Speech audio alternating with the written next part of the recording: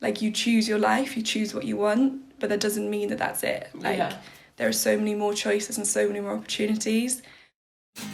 Welcome to the Less Trodden Path podcast, a dedication to untangling the world in a raw and honest way, following your gut and your dreams, no matter what they may be. Often they are different to what is known as the norm, a step out of the comfort zone, the path less tread. We are here to help inspire you to take your own path by sharing both our own journey and the stories of others too, making it clear along the way that anyone can do it, whatever it may be, with all the ups and downs, the good, the bad, the pretty, the ugly included. Dreams take time, but if you put your all into it, time doesn't mean anything. This week we speak to Olivia, who is a kind and soulful spirit who came into our lives at the beginning of the year after taking up the offer of online yoga classes with me. Since then we have become close friends and shared many yoga practices, deep conversations, and even had her dad on to speak about his Less Trodden Path in last week's episode. Liv's unique upbringing has allowed her to see life in a different perspective, which has led her to find a passion in massage therapy. She speaks of her journey on how she arrived here and how her past experiences have taught her that the unknown is nothing to be scared of. She goes by Live in a Van with Matt on Instagram because her and her partner have just finished building their home on wheels, which is nothing short of a masterpiece. We had a magic conversation which left us feeling nothing but excited for Liv and her journey, especially that we seem to be involved somewhere in the plan. Here is Liv's very own Less Trodden Path. Inside the machine, it's just not for me. No spending my savings, cause I don't have any. There's too many places to go. I'll be spending all my time living out my bucket list. So let's start a podcast. The Less Trodden Path. Yes. My Less Trodden Path. The path that I have chosen. This life. The path that you are choosing Chosen. What I like is that you're about to step into your very own. When I mean that is like, you have how many days left of work before you 3 quit and just become fully you again? I like to say that I didn't quit. I chose to do something different. Mm-hmm. That's cool. That's a good way of putting it. I was like, I can do this, but I choose to do something else. Mm-hmm. And I guess that's the way I look at it. Because it's like, you can say I quit my job, but I was like, no, like I handed in my notice to that. Yeah, you didn't quit, and I quit, chose something else. Quit's almost got like a negative to it, isn't it? It's like I quit. Like, and people go like, oh, are you okay? Yeah, like, what happened? I hope that you're like okay. And I'm like, actually, this is probably one of the best decisions that I was able to make this year. Yeah, definitely. Yeah, because sort of even speaking to you about being on this podcast sort of 2 months ago, I was like, I don't know what choices I'm making. I don't know what I'm doing. Well, you were very much like, what am I going to say? I have nothing to say. And ever since we've spoken, you have had so much to say. So much to say. Who is this girl and why does she think that she has nothing to say? Like, come on, she's got so much. So much coming from a guy like your dad as well. Like, you've got a story. It must be a story. Yeah. And I mean, my dad's side of my family is actually a lot smaller than my mum's. So on my mum's side, like I have like 6 uncles and auntie, loads of cousins, like loads of grandparents, and like all of my grandparents are divorced and remarried, so I have like double everything. I have the biggest family I think you can ever really think of. Like Matt, my partner, for people that don't know, because you guys do know, like he can't even get his head around exactly who my family is. Like you'll meet people that are so awesome and cool, and he's like, okay, so that's your uncle, and then they're married to them, and then they have like those kids, and then like, so who are these people? It's like piecing it all together.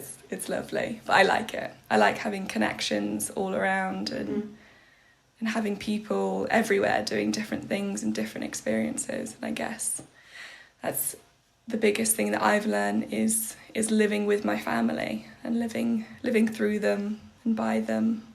Mm-hmm. And having that network around you, that's like an important really cool thing, isn't it? Yeah. And we have so much different, like everyone's so unique that they bring so much different to the table in their own way, even if it's the same because it's still family.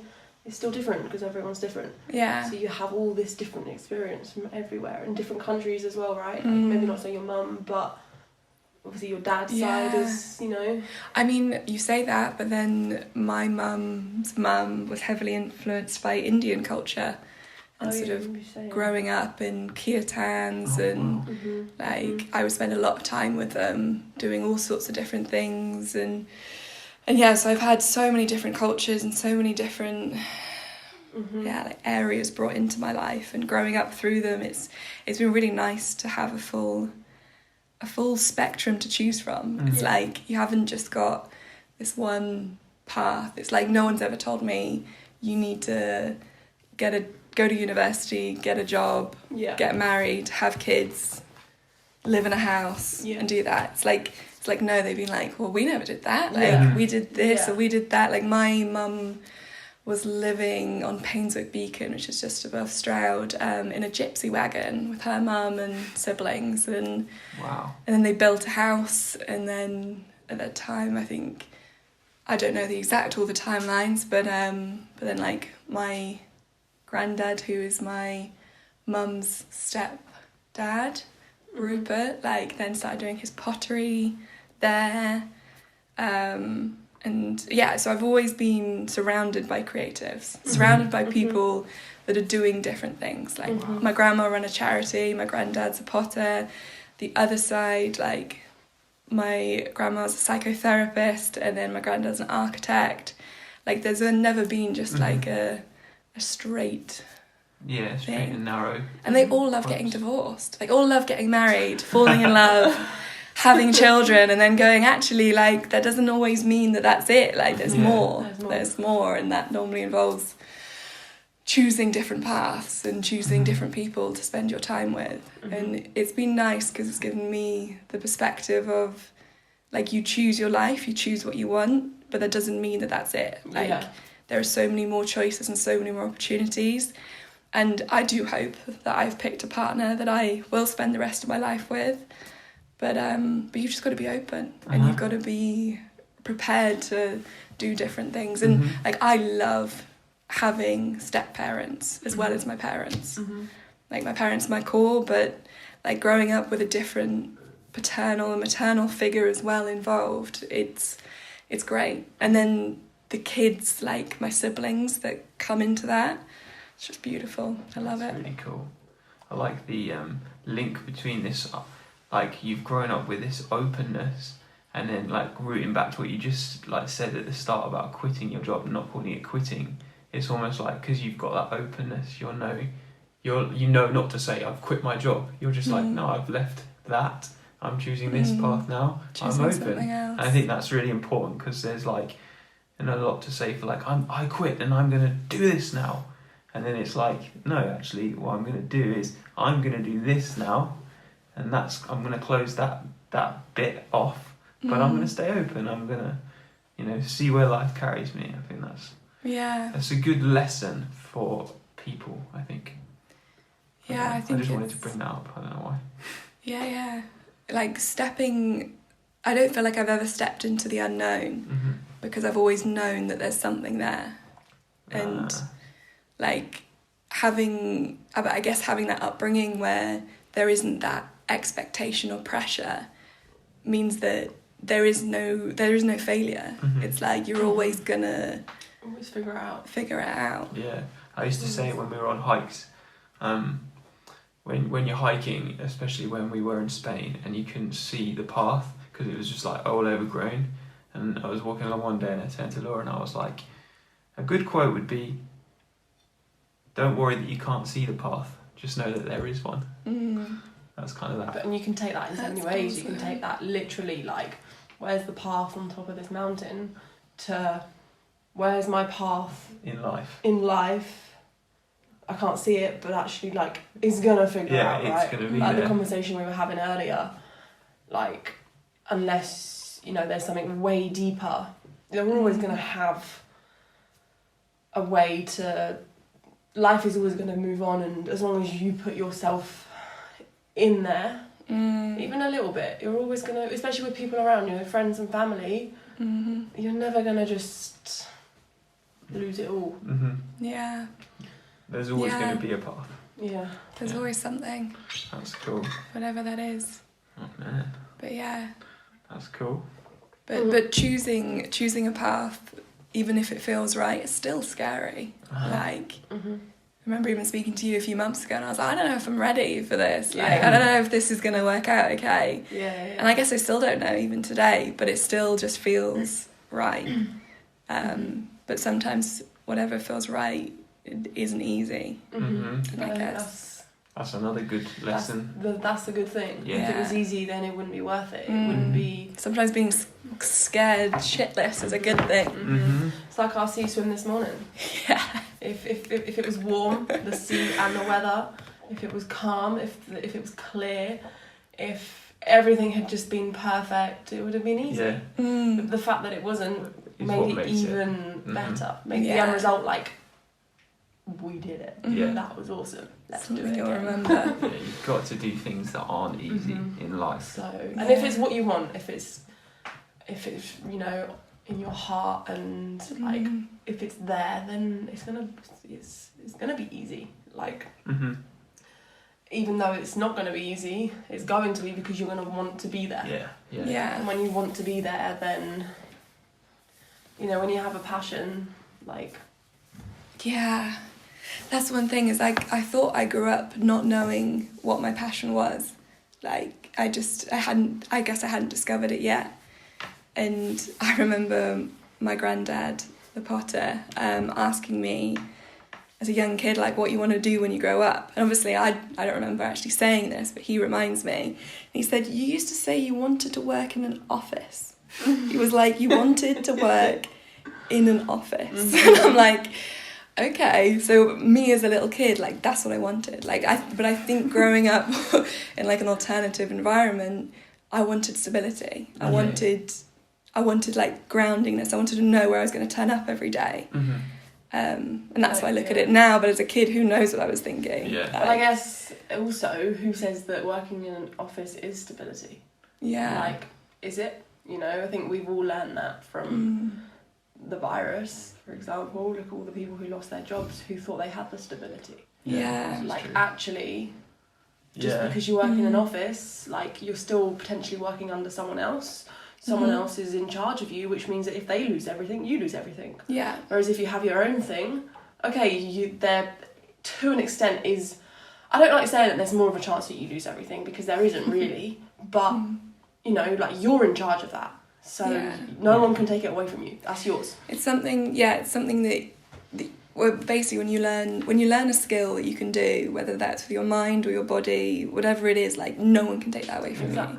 Like, once you've mastered that in yourself, or you're developing and learning it, like, that can't be taken away. Yeah, or so I mean it can be, I guess. I mean, me splitting my finger last year meant I couldn't massage.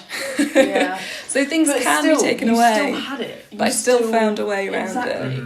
Yeah. And the stability is inside of you. It's... Yeah. For sure, you need other things sometimes to have that stability as well, but deep down, if you want something so bad, like, you can make it work, you know? If that finger had fallen off, like, you would have figured... I'd probably just be massaging that finger. Exactly. So... Yeah. There's always a way. There's always a way. You just have to trust in it, and you just have to believe. And then also trusting the path that's been given to you. Like, sometimes things happen that you don't want it to happen, but there's a lesson to be learned. And, like, I remember, so one of the first sort of people that I massaged is a really great friend who offered up his body and his partner's body, which was great. And I was giving them a treatment, and it was just after I trained as a massage therapist. So I'd gone through like the intense 2 weeks training, and then you do all these case studies. And I was doing them as one of my first case studies, and it was a really nice treatment, and they responded really well to it. And literally the moment it finished, I went and washed my hands. and knocked over this wine glass, and then something in me went to grab it. And so I grabbed this wine glass that was falling on the floor, and it cracked in my hand. Ow. And split my right ring finger at the base, like properly to the bone, like just sliced through. And I was like, what? Someone who has such nice, like, piano hands, and who is a masseuse? Masseuse is the right word, right? Yeah, masseuse, massage therapist. Yeah. I think masseuse is more female, whereas massage therapist is like gender neutral. Cool. So yeah, so for someone who has that and who uses their hands all the time, you have done so much horrific things to your hands. Like, yeah. wow. Yeah, and they look alright considering. And they look so elegant and like just hands of like I don't know. Hands of war. They've been through things. But I guess like that experience of grabbing that wine glass, when I didn't, I could have let it fall. Like it was going to break either way. Broke in my hand rather than on the floor. And I remember speaking to my dad afterwards, and he gave me like a really good like lesson about it. He was like, okay, he was like, when you're massaging someone, you need to rebalance your energy. He was like, because you're making skin on skin contact, so you're absorbing and transferring through, like whatever they're feeling is coming through you as well, and vice versa, your energy is also being transferred to them. So he was like, when you're doing that kind of body work, near the end, you need to, in yourself, separate, like put their energy back and then get your energy back. Like you need to like you get into the massage, you mix it all together, and then you find a way to separate it. And if you can't do that with the client, which sometimes you can't, then you need to do that in yourself. So you need to find a way to ground yourself, whether that's going and standing barefoot outside and being with nature, hugging a tree, my dad would say as well, and just finding a way to ground yourself. And you can also ground yourself with water, so like washing your hands and like cleansing or having a shower. Like there's ways to do it. But yeah, I was like, okay, I needed to learn that. Needed to learn that quick, obviously. That was the lesson right there. The wine glass, the horrific wine glass accident. Was and I wasn't even drinking wine as well. It was like, it was just there. It's funny, it's funny you say that. This has just reminded me of, it's a bit different, but it's just kind of reminded me of the time that I was learning to drive, and the instructor said to me, I don't hope that you do this, but I hope that you have a small car crash when you first start driving. To learn straight away, like to have that thing happen to you straight away. So that and obviously he didn't mean it as like a severe thing or anything. He just meant like, you know, that experience. Yes, like from the start, so that then you just know almost. It's just and it's. I mean, I haven't yet, which is touchwood good. It's Ganesha. But it's Ganesha's remover of obstacles.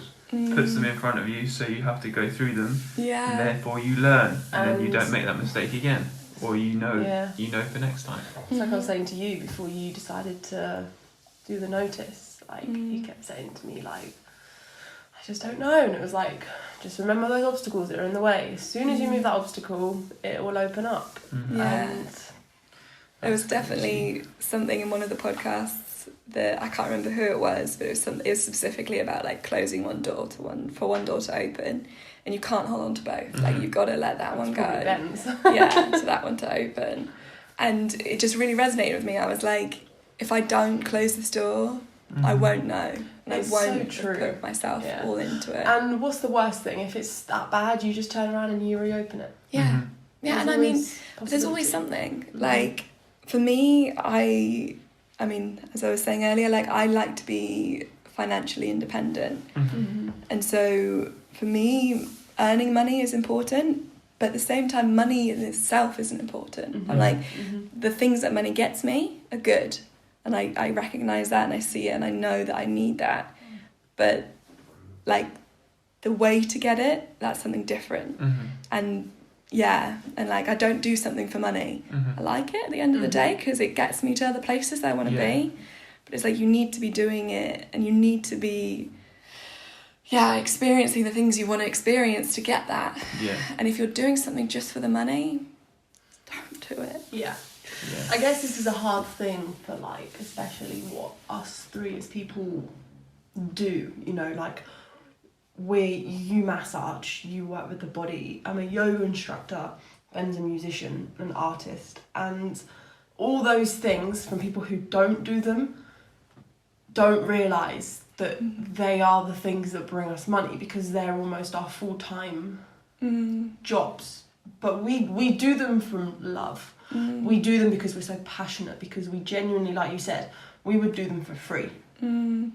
But we also need to earn our money. Yeah. And for sure, like you've been doing, like you're about to finish, you've been doing a bit of both. You've been doing the thing that earns you money but you're not overly passionate about, with the thing you're passionate about on the side. But because you're having to put energy into something that you're not so passionate about but that brings you money, you can't put everything into the thing you are actually passionate about. Yeah. Whereas, so now you're taking that unpassionate thing away, and you're having way more time. But it's like about also reminding people that this is my income as well. Like, I want to give this to you for free, but at the same time, I need your money to be able to continue to provide this. It's like a circle. Yeah. And it's, it's the same with yoga, it's the same with music, it's an art. Like, I want to offer everyone a free yoga class, for sure. But, I also have things to pay for. How else am I meant to buy those? Or, how else am I meant to get there and things if I'm not then... if I don't have the money? There needs to be an exchange of value, exchange of energy. And for sure, you could have something that just brings you the money, but then you're losing half of that energy into this thing that you don't really want to be doing. And also, when you don't really want to be doing it, I find it like sucks up more of your energy. Even more. It's like, it's like for me, like when you look at the job that I've am stopping, like, it's such a short period of time. It's only 5 hours a day.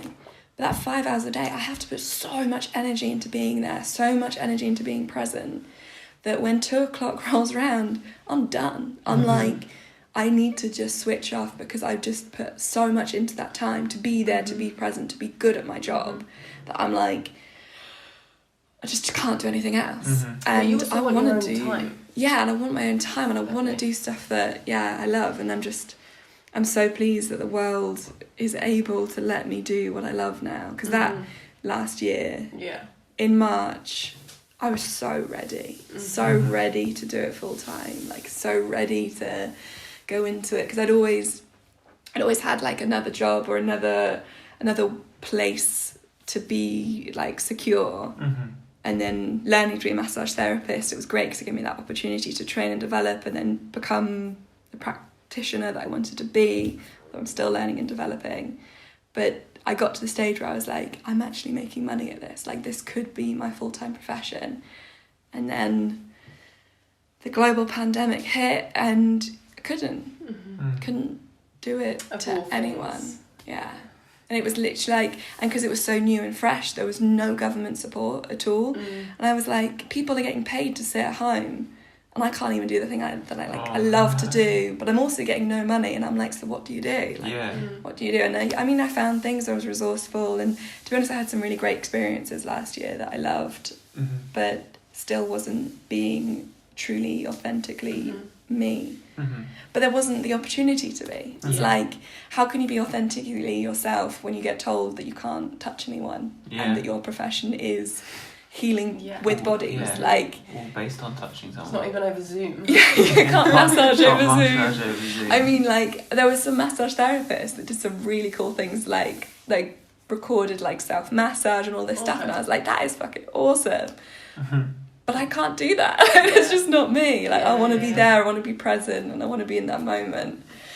So doing alternative things and doing different things worked, but ultimately I was just waiting, I think. And I even got to the point where I could massage a bit last year, so I picked them up again, and then we had November off again, and then December massaging, and I massaged on the 30th of December, like literally as close as I could to Christmas. And then that whole like Christmas like lockdown thing came in again, and I was like, okay, that's okay. But then 3 months of not doing it, that was difficult. I got to the point where I couldn't even, like, I couldn't even think of ever doing it again. I was speaking with my brother, and I was like, I just can't. I don't think I can massage. Like, I don't want to. It's like, I felt so far removed from it because I had to be, because I wasn't allowed to be. You had to let go for a bit. I had to let go. And I remember even thinking, I don't even know if I'm ever going to massage again. Well, I'm glad you are, because you're good. Thank you. Wow. I'm so pleased that I got over that Yeah. challenge of feeling like a complete, like, I don't even know if it's imposter, because it's like, I just was like, I can't do it. I can't treat people. Wow. Because I remember, like, of course, because I could see my mum as a single adult. I could bubble up with her. But even her, like, I had no interest in treating my mum. And I treated my mum all the time. Like, I would be constantly massaging her. But I just couldn't. I was like, no. It's also, like, it's hard to just do the same person over and over again, in a way, right? I know, I love massaging my mum. Yeah, but I mean, like, without anyone else, like, it's nice to almost, like, you do one body, then you come back to one you've already done, and then you kind of, you can, you know, you get to know different bodies, and you get to know exactly, like, I don't know, I see kind of where you're coming from, and yeah, I think it was more something in me that just didn't want to do it. What kind of brought you round? Was So, there a thing, or was it just natural? It was, I guess it was something that I learned about myself, is what a conversation I had with my big brother. And he was sort of asking me, he was like, why don't you think you can massage? And I was like, I guess it's because I don't feel good in myself, that I need to feel good to be able to treat someone else. It's like I need to be in that frame of mind before connecting on someone else's, like, energy, whatever you look at it. It's like I wasn't ready to open myself up, that I couldn't do that. Yeah, I hear. And then he said to me, he was like you can't expect yourself to treat someone else when you need to be treated yourself. It was like, or from a half empty cup. Or an empty cup. Yeah, he was like, you're not in the space where you can give a treatment and feel good, like because you're not feeling good in yourself, so why would you want to do that to someone else? It's like, you can't do that. And I was like, oh, okay. I was like, so I am still a massage therapist, I just need to connect with myself before I can do that again. I was like, it's not about the massage, it's about me. And then, I mean, luckily through yoga and having a great teacher, I managed to find my body again. That's cool. And it's myself. Like you had to give yourself that time in order to be able to give time to other people. I think that's like another thing. These podcast lessons that I learn as we do these podcasts, is like, you have to be able to, giving yourself time is as valuable to other people as it is to you. Because if you give yourself time, you feel good in yourself, then you're able to make other people feel that way. Whereas if you're not, giving yourself time, then you're not going to be able to give anyone else time. Yeah. That's really good. That's a cool realisation to have. And I guess, like, because you had just started kind of rolling when the lockdown hit, you weren't ready for a break when the lockdown hit. A lot of people took it as like I'm going to pause. Yeah. Because they hadn't realised that they needed it. Whereas you, similar as me, like, we didn't need it. We had just picked back up, right? Your momentum had just started. We just found it. So, like, you didn't... So when you needed to kind of reconnect with yourself at the end is almost when people have started to need to head back out. So your kind of pause was almost the other way around. People stopped at the start. You needed to stop at the end or to reconnect at the end. Because again, you weren't ready to do that when you first started, because you were in a good place, because you had the ball rolling. So when it just got stripped away from you, it was like, what do? I don't need to reconnect with myself right now, because I already have almost, I'm working on this thing that I love. And it's just, I guess, taking that time to, like, almost just like the snowball that was rolling has kind of hit that up now, but you can't get up. Yeah, it's like, and then you're just like, kind of lingering there's just around. a big old stop sign, and it's like, and you can't actually get past it, and there's nothing you can do about it. Like, there was nothing that I could do to keep massaging in January 2021, like, other than illegally, like, finding people, and it just, I guess the fact that you had you couldn't see the end to this, Yeah, the start to you massaging again. Not knowing which made it even harder. It's hard. Like, not knowing that there is a point that you're working towards. Like, yeah, it's trusting in the unknown, which is only known in, I think, in perspective. It's like, it's like I can look back at it and I can go, oh, okay, so that meant that and that meant that, and but you don't know, and you do feel lost. You feel so, like, I felt so incapable of doing anything because I wasn't doing what I wanted to do. I wasn't getting that fulfillment that makes you, and it's like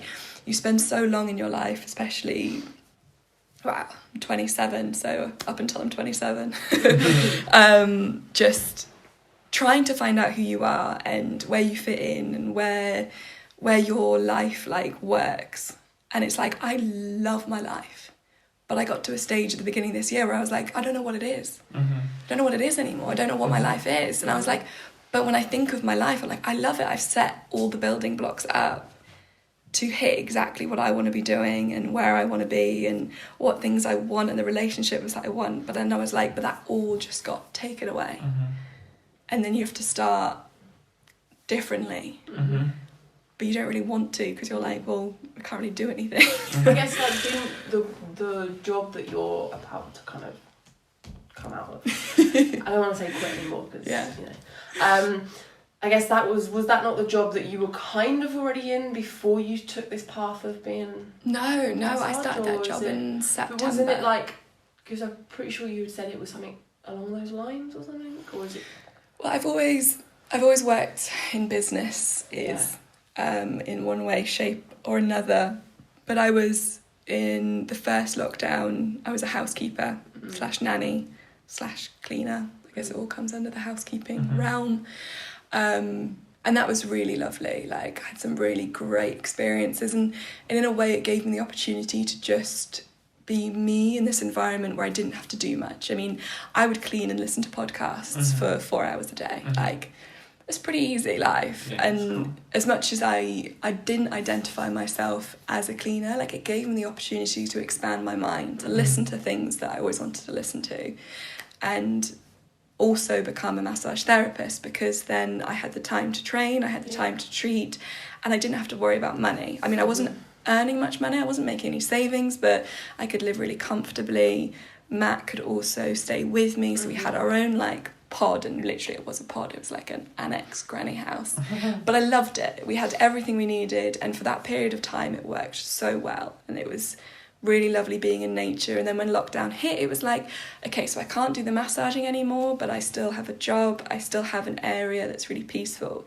And that's actually when I started doing yoga every day and working out every day. So I got this, like, really cool routine in place last March. But obviously I wasn't looking after myself. I think I was just pushing myself forward. And then I completely fucked up my back to the point where if I looked down, I saw my left foot. That's how, like, out of line I managed to put myself. So then I couldn't do the yoga, I couldn't do the exercise, all the things I'd, like, started to really enjoy. And then I was like, okay, so what can I do? And then I couldn't really do much. But then we kind of coming out of lockdown, so then I just sort of did other things and then started massaging again and started getting, like, a bit more balanced, but obviously not in the right way. So it's like I tried to do things, and then I tried to volunteer as well, and then that's how I split my other finger. It's just a whole nother story. So there was, obviously I was trying to do something different because I couldn't really massage. I couldn't really do what I loved, so I was trying to seek and find something. And then with this third lockdown, I just couldn't find anything. Just couldn't find anything to keep me going, to keep me motivated. To keep me distracted. Like, even food, like, I was cooking all sorts of cool food in the first lockdown. But in the third, I was like, I'm so bored of food. I'm bored of cooking. I'm bored of so much. So I ended up just doing pretty much nothing. And I don't think anyone should ever do nothing for a long time. What's that quote? Winnie the Pooh. Yeah. Is it that one? Is that what Yeah, you're trying to think of? yeah. People say nothing is impossible, but I do nothing all the time. Yeah, something like that. Yeah. That's amazing. Yeah. I wish I could do nothing all the time. But trying to do nothing, that's not good for you. Can't, No. It's not. You can't do nothing because I think it's just the way human beings are wired.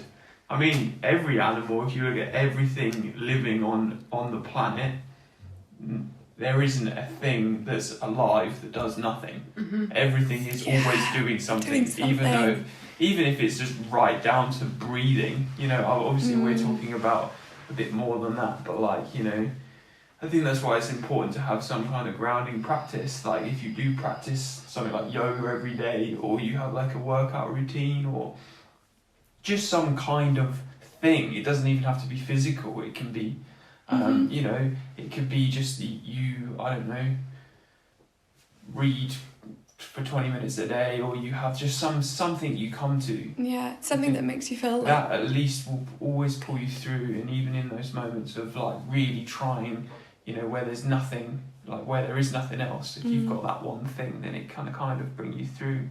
And I guess that's why those practices like yoga and those things become so important in those times, because people kind of need something to, you know, to hold on to get them through to the other side. Like you're saying, you just said something really cool about the whole perspective thing. Is it's only really in hindsight that you realise that you were pushing through. In the moment, it feels like it's hopeless. It feels like even though you know you can say all the quotes like, "Oh, the path's there, I just can't see it." Like in the moment though, you were like, "I don't know, help!" And then like a month or so later, you look back and you're like, "Damn, I was pushing through. I did all right." Or it's like, oh, I should have made more. Like, I should have made them more of the most. Does that even make sense? Yeah, I know what you mean. I should have made the most of that, but even more. Yeah. It's like some people would kill for that time off. Like, That, I mean, I still worked loads, but like that time where I chose to do nothing, like I know I chose to do that. I could have chosen to do something else, but it's like people can really value that, and that can be a really good thing. And some people do need to choose that. They do need to choose that time to do nothing. But I think I just did it for a little bit too long because I had to, because there was... I mean, I even bought a Nintendo Switch and started playing Fortnite. Don't know if you've ever heard of Fortnite. Really? Yeah. That's the most out of character thing I genuinely had to do something, and I ended up playing a really cool game, which I still like play every now and again because it's fun. But like, I had to do something, and you kind of regress into being a kid. I guess that's why I guess the beauty of this whole lockdown is the fact that people were made to stop and were made to do things that it's like a guilty pleasure almost. Like, I should in a way do other things. Not that you should, like, you know, so many people are like, I have to work, I have to do the job, I have to clean, I have to do this, I have to do that. And it's like, why? Who said that you have to? Like, it's because you've been brought up to believe that. But actually, you don't have to. If you want to go and play Fortnite, you go and play Fortnite. Balance it out, do it like, you know, in balance with other stuff that need to be done. Yeah. Like the food shop, so that no one in the house starves, or, you know. Yeah. But take some time out for yourself. Like, you know, I can't remember who we were having this chat with the other day. Maybe it was just Ben and I, but it was the whole, like, Australia living and stuff, where, like, you're told to stop. You know, you're told to... I feel like there's... If the surf's good, then everyone has a day off work. When were we having this conversation? I can't remember. We were talking about Australia, and somebody said that they lived there, and they said that if the surf's good, that everyone has a day off school. Yeah, like, because the surf's good. Yeah. And it's like, that is how that's a good lifestyle, That sounds like, great. if the weather's shining, like, there's one day of the week that the weather is incredible, every other day is going to be rainy, just go outside. Go and just enjoy it, because what's more important? Like, your health and your well-being and your mental, you know, feeling good, being good, or work that doesn't bring you any more than what would if, you know, going outside for that beautiful day via doing this work, like that work isn't going to bring you any more. No. Well, it's like going by feeling, isn't it? I think that we, like human beings, have structured society, like especially here, so that it's a set thing. Like, you know, Monday through Friday are work days, Saturday and Sunday are pleasure days. But then, if you think about a lot of the practices that stem from like Eastern culture and those things, they're much more like driven by feel. So it's like you work when you're feeling like you need to work, and then you play when you feel like you need to play. And that's, you know, there is a clear distinction of like, I just want to play all the time. Like, you probably don't want to play all the time, but like if the sun is out, then go outside. When the sun goes in, then do the indoor stuff. And I think that like that's something that I feel like is shifting though. I feel like people are, you know, people who are thinking a bit more forward are realising that you get a lot more out of life out of people as well, if you structure the world a little bit more like that. You know, obviously there needs to be some incentive in some things. Some people, and you know, struggle if there isn't an incentive, but I think that there's a lot to be said for like if you wake up one day and you're just feeling energetic, like you want to, you know, go outside, then well, you know, why not go outside? It's like, it goes back to what you were saying about, you know, your massaging, and like when the lockdown hit, you were still wanting to do it. So it's like, you know, if you want to do it, then that's awesome. Like, you know, whereas people were forced to stop doing things, and then they're like, I actually like doing that. Yeah, that was the other, like in a good way though, I suppose. Yeah, hopefully some people have made the right choices now and have a good perspective of like, I mean, the fact that so many people got paid so much money to stay at home. And it's like, wait, when would we have ever thought that would be possible? Yeah. And it's crazy. It shows just how like you can really do whatever you want and you will still find a way to earn money. Like the government one day can just tell you, stay at home and we're going to pay you to be there. Like, how crazy is that? Yeah. Wild, absolutely wild. It's such a wild time to have lived in and through, and to be living in. I guess like because nothing had happened in the world for so long, you know, no one really saw it coming. We got to this point where we thought we were level, and that was it. And then this happened. But I mean, so you trained as massage therapist during lockdown? No. So I trained in February. Shows how much Ben's been listening. No, because you just said that you did some more training.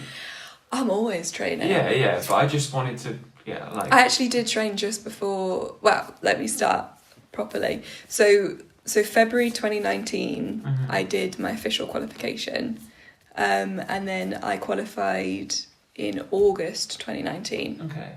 So from August 2019 till March 2020, like I was building up my practice and I was working. I had a clinic space and doing mobile massage, and that was working really well and kind of building up and doing a few here, but I never saw it as like a big income. It was always like that's quite cool that someone's giving you some money for doing that. And then that's also when I started doing at least yoga like once a week, because I realised that I needed my core strength to be good, to be able to treat people and to feel strong. So kind of like that balance went really nicely. And then I was really interested because I had a client who was a midwife, and I'd always sort of thought, I really want to do pregnancy massage. And I was sort of chatting with her, and I was sort of had this like real cool picture of like, I want to massage someone through their pregnancy, and then also like through their labour, and then also massage like their midwife. And I was like there could be this really nice pattern of like this journey through it all. And like the gift of this midwife like helping a lady through birth is that then they like give them a massage. And I kind of liked how it all worked out, and I was like, I really want to put that together in some way. it's nice speaking about it now because it's kind of reminding me that I still want to do that. Yeah. So then in March, I did a qualification in pregnancy massage because the rest of the mediums with massage, like deep tissue or trigger point or like deeper work or using your elbows and forearms rather than your thumbs and fingers, like all of that kind of stuff I knew I could develop myself or with my dad or working with other therapists. But like working with pregnant people, I was like, I want to know that I'm doing the right kind of things to their body. So that was really cool. That was a day course that I did literally the week before lockdown. Oh my god. I did it. I met a really cool lady actually who lives in Bristol. She trained with me. Now we're good friends. But yeah, so I learned this like really cool massage and then I couldn't do it. So I was like, so I trained in pregnancy over a year ago. Yet like I've now probably massaged maybe like a handful of pregnant people or postnatal people because that's what's really important as well that people don't realise so much is just after labour, like your body is like a mess, like a complete mess. Your hormones are everywhere. Like then you have like a baby, and you just, ugh. So I don't really know, but I feel like offering that to people and reminding people in those situations that they need some healing work. Like I really want to try and do more of that, and that is why like I needed to free up my time to be able to think these thoughts again and to be able to put that time and energy into what I want to do. And like just before we opened up and when schools went on like back together on the 8th of March, I could do training again. So then I did a deep tissue massage training with a therapist and like even learning that I was like, oh my God, like that's what I want to learn. Like that's what I want to be doing. And I actually had a treatment myself. And then within that same week of having my own deep tissue massage on me is when I handed in my notice officially. I felt ready. In March? No, I'm skipping around I was going to say, like, no, it was by so far. it was the 20th. I think it was April. 20th of April. Okay. I handed Still in went by pretty quick. I was going to say though, like, yeah, no, it was like March the 12th. Okay. Is when I think I trained, or around that week.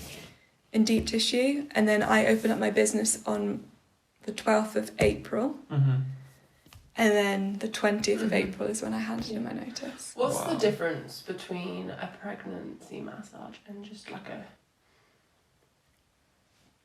non-pregnant massage? Like a pregnant person and a non-pregnant, what's the difference? The most thing that I learn is that when you're pregnant, you want to make sure that your heart flow is good. So you can't really lie on your back or your front because you could end up like cutting you've got a big bump on your front. And of course, it depends how pregnant they are. That's the thing is sometimes people don't show for a long time and they could lie on their front, but they shouldn't really. So it's about just altering the body and making sure the body's comfortable on the side, a bit like massage we did. Like if you're lying on your side and then you work through the back and the hips, you've got like a really nice flow, and it is more of just like a flowing restorative massage that I love to do anyway, but you're just altering it a little bit in line with what you know pregnancy will do to the body and making sure that you're not trigger pointing anything that will release hormones, or you're kind of, it's just a little bit more sensitive because people are like hypersensitive when they're pregnant, or some people are, some people aren't, but it's just being aware.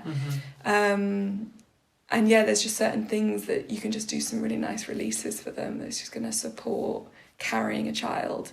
And then similarly after labour is bringing the body all back together again and sort of... Wow. Yeah, because labour can be traumatic in any sense of the word.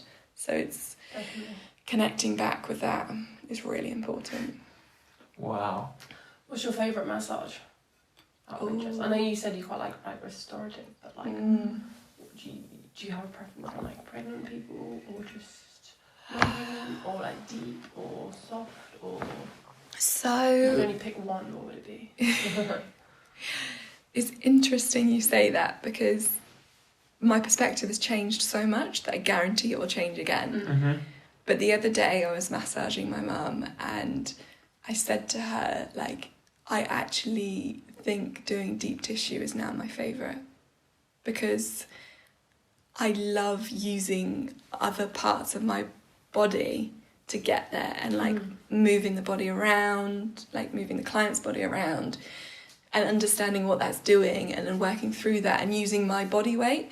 Because as much as I love the restorative work, it is a lot of like fingers and thumbs and like flowing through, but then it's like you kind of wanting that deeper pressure, but to be able to do that you need to use other parts, and I like the deep. I like the deep work, but then it's understanding what's going on in the client's mind. Yeah, for sure. Because you can do a deep tissue massage on one person in the exact same way you could do it to someone else, and they can have such different effects. And so even though I might like the work that I'm doing, like the client might not like it. So then I obviously would prefer to do like sort of this restorative side, because I like the way that accesses the body. Because for me, relaxing the nervous system and bringing the body's fight or flight response completely down, like any way of getting them to that point is good. Whether they need that deep tissue to do it, or whether they need the restorative to just get like the body's senses all just settle, like that's what's good. And people sometimes think that a deep tissue is what they need for it, but in reality, a restorative could actually get you there a lot sooner. And it's how your body's responding and how you're opening up to it. So even though for myself and my body, I'm enjoying the deep, I am a restorative massage therapist more because of the principles around it. But then I just bring that into the way that I'm doing deep tissue. So, wow. Yeah. When did you realise that massaging was your passion? Like, I mean, if you consider it that, I guess you do, because you speak about it. So, and you're really good at it, and Thanks. You brought your massage table here. Like, it must be something you like. Yeah, I is love there my a clear massage moment table. that you were like, oh my god, this is my thing? Or did you just? There wasn't a clear moment, I'd say. I mean, this past month has been really reconfirming for me. Like, I never knew I wanted it that much, or I never knew that I wanted to do that one thing. Because I've always done so many different things, and I've always been open. I've always been like, yeah, I'll do this, or I'll do that, or I'll help you with this, or I'll help you with that. And this last month is the first time I've gone like, no, like I'm just going to do one thing. Just one thing with my life, and just see what happens. Yeah. And so I'd probably say like full-on passion mode massage within the last month I've known. Oh, wow. But in terms of doing body work, when back in 2018, like I decided I wanted to train, or I was toying with the idea of training, because I liked massage, and like my parents, the way that they are, very tactile people, like I would always sit in the car behind like my mum or dad and like massage their shoulders like all the time, like that's what I would be doing. And so it was always kind of somewhere in me, and then having my dad do sort of reflexology, like I grew up connecting with my body in that way. And then I ended up feeling like I really wanted to use a chunk of money to do my massage training, being aware that I think it's just over like $1,500 to train as a massage therapist. So I got to the point where I kind of had this bit of money, but I also really wanted to do some traveling. So I was like, do I train or do I travel? And so I decided to travel on trains around Europe. Different kind of train. Yeah. Oh, cool. So I decided to use that bit of money that I had to actually just have some experience. And because I had this real like drive to just go out there and experience some of the world. So even though in the back of my head I thought I really should probably be doing my massage training, but I wasn't obviously ready for it yet. It wasn't the right time. So I ended up using that money to do a bit of travelling. I was going to say, like, you're here now, You've done the travel, you're massaging, Yeah. you're still travelling. I still really want to travel, so it all comes around. There's never any rush. There's never, you don't Yeah. have to be like, oh, I'm 30, I'm too old for that. No, No, you're never no. too old. You're never too old for anything. Never. So if you have that urge to go travelling, you go. Mm-hmm. But if you're like, but I could be doing something else, no. You do what you want right now, and then... Totally. More can happen. Yeah. The other thing can happen too. Yeah. That's, And in a way, doing that travelling just reconfirmed how much I wanted to train. Yeah. Because I was like, going around and travelling, I was thinking like, what skills have I got to continue this kind of lifestyle of experience and learning and being creative? And I was like, I don't know. It's like, I don't know yet. And then the massage kept creeping in, and I was like, oh, that would be really cool. And no one can take that away. Like we said earlier on, like once you have that skill and that base, you can really apply it to anything. And also if people want to pay for that, that's fantastic, because then you can continue living the lifestyle that you want to live.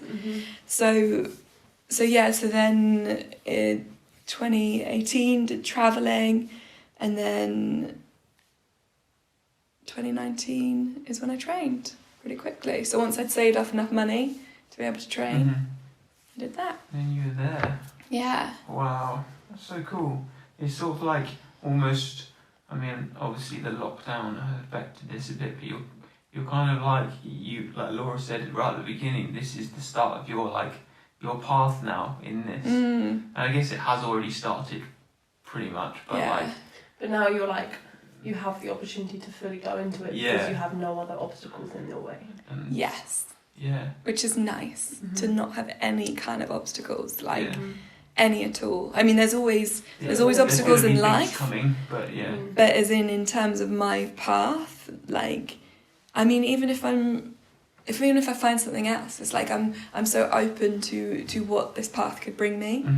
It's like I want it right now, today, I want to be a full-time massage therapist, and I don't want to do anything else. Like, I've been offered some sort of like small freelance contract work for a bit, and like literally I was like, no. It's like, no. I was like, thank you.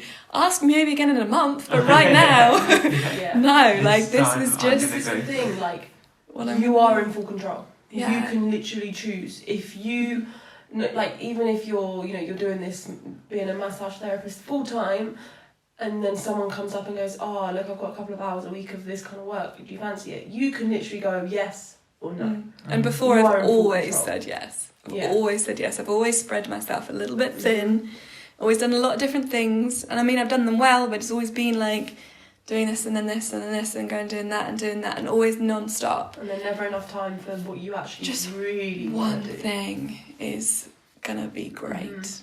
Awesome. Oh, it's exciting. So exciting. It's really exciting, and I mean, I can't wait to watch it grow, especially with the ideas that you have in mind as well, which is exciting. And things that might happen. So you're going to say, I can't wait to watch it grow, being one of your main clients. Oh yeah, I am the main client, obviously. But yeah, well, then it's the same sort of, it marries into that yoga. You need to look after your body to be able to do the work that I do. Like, I couldn't do that without the yoga that you have given me every morning for, I think we're probably like in our 6th or 7th week. I remember we had our first call when we were in Sotdatura. In Spain. When was that? January, February time? Late January, early February. All I remember is that, so my birthday is the 13th of February, and that week I took a week off work, and I probably had the most depressing week of my life I've ever had, because I had no purpose. I took the week off work because I normally take a week off work around my birthday to have like loads of fun.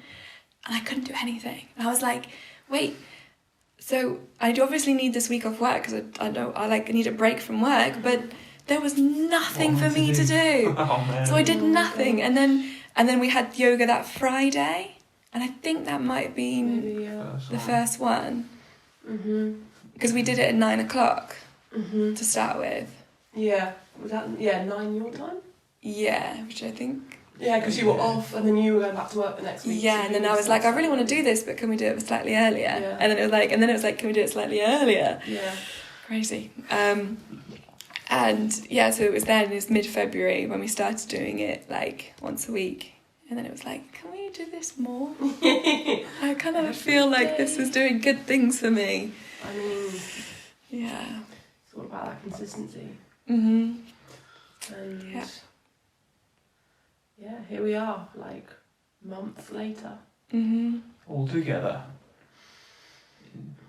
Yeah. So I don't know. Do you want to throw out your like ideas for the future, or Are you still just following and just seeing going, or do you want to try and affirm them by just saying this is what I'm going to make happen, or do you Well, Matt and I will be purchasing, living in, running, owning, whatever thing is, a bit of land that will be a campsite. Nice. At some point in our lives, Yes. that's what we will be doing. Like, all of it feels right. So we really hope that all those paths lead to But that. again, like, it feels right now, maybe one day it won't, and that's cool. Yeah. Like, just because you've said this now, and maybe in a year's time you'll have it, maybe in 2 years' time you'll be like, nah, I'm ready for the next thing. Yeah. I You're think that's the open. best thing about the path. Yeah. But it does just feel right. Like, all the things that we've said over the years, it kind of, they could all work with this one place. It's all fallen into this. And Yeah. It's just like, ticks every box. It's awesome. Mm-hmm. And I just want it all to fit together, just doing the massage, doing the building, doing the creativity, like meeting people, having a space that's just so welcoming, and also being seasonal. Like, I've always had this idea that I want to work really hard in the summer, and then I want to work really easy in the winter, and I want that to go well. Yeah. I want that to be good. Like, I want to work with the seasons. I don't want to be getting up in the dark and coming home in the dark. Like, I want life to be how I want it to be. Yeah. Well, yeah, Really you want to be in full control, and Yeah. you're literally about to like go whoop into that like control. Literally a few more days, and then Yeah. it's yours. It's all yours. The only reason to get up in the morning is for me, Mm-hmm. and it's a pretty good reason to get And up. the thing is, like, there'll be tough times. There'll be days Oh, where yeah. you're like scared and not sure that it's the right thing, and you'll probably find yourself flicking through a few things like, oh, should I reapply here? Should I do this, do that? But they're the days you just need to embrace No. and then remember Yeah. the good days, because there'll be more good days and there'll be bad. There always will be. But there will be tough times. Oh, totally. But that comes with it all. So embrace them. Like, Yeah. you know, saying this, I guess, from experience, and even over the last 6 months, you know, there are times now that I look back on and I'm like, I should have just embraced those tough moments. And so, like, you know, just embrace it. Yeah. Yeah. Get in the sea. Yeah. See, Get every in the morning. sea. Go wild swimming. Yeah. That'll Yeah. sort you out. There you go. Definitely. That's awesome. What's a grand experience? Yeah, You're a yet grand to have. experience you're yet to have that you'd like to have. Pretty sure you said one the other day, and I can't remember what it was.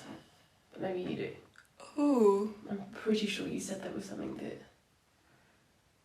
I can't remember. Oh, there's always like so many that, but it's like, what's the one What's the one for now?